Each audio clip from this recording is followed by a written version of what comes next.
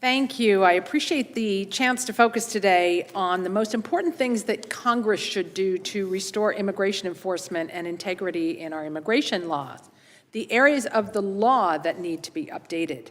The Border Security Act of 2023, or H.R. 2, is a great start, but more is needed to close loopholes and abuses and to fix the things in the law that just do not work and to address new challenges. I particularly want to focus on problems in certain visa and benefit programs. One problem is fraud. Fraud is often overlooked in discussions of immigration enforcement, but it really is another form of illegal immigration.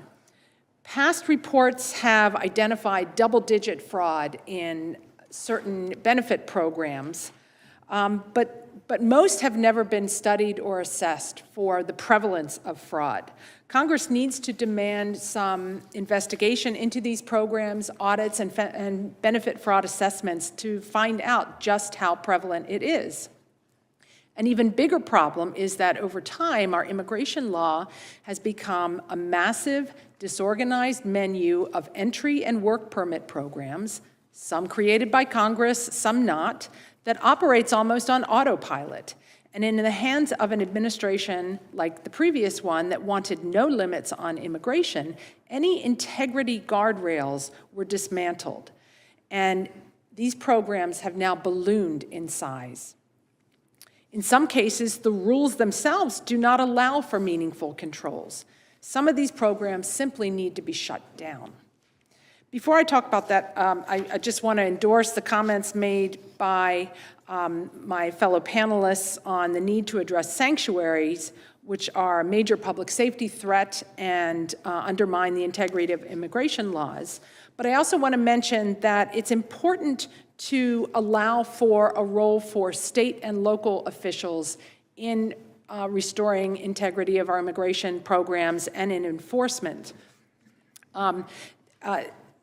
In some of the programs that I'm going to talk about, the states are really a gatekeeper to some of these programs, and so they have a stake in how they are run. And enforcement is not just a matter of imposing consequences on those who break the law. We need to be more prudent in administering visa and green card programs to reduce opportunities for abuse, either by unqualified applicants or by an administration that opposes limits on immigration. Visa overstaying is a chronic problem. More than 565,000 people overstayed their visa or visa waiver in 2023, and the State Department has done nothing but let this problem get worse in the last few years. Besides lenient entry programs, our immigration system offers too many opportunities for people to prolong their stay and obtain work permits, whether through long-term pretend temporary status or in programs that are a bridge to green cards and citizenship. And I'm referring to programs like TPS, OPT, Special Immigrant Juvenile Program, and the UNT visa programs for crime victims. All of these are loosely regulated and attract large numbers of fraudulent and frivolous applications. All of them have ballooned in size to historic numbers of applicants in the last 4 years. Collectively, these number at least 1.5 million and maybe as many as 2 million people, and that exceeds the size of all the other guest worker programs combined. For example, the OPT programs were never authorized by Congress, but allow hundreds of thousands of foreign students and foreign grads of U.S. schools or fake schools to get a work permit. The UNT visas for crime victims have proven to be mostly ineffective in helping prosecute crimes and need to be replaced with a more tightly managed deferred action program that suits the needs of law enforcement agencies.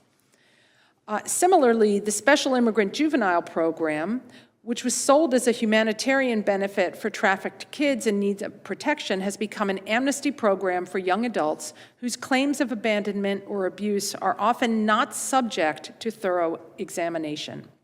The availability of this benefit, which has few controls or standards, creates demand that gets larger and larger every year.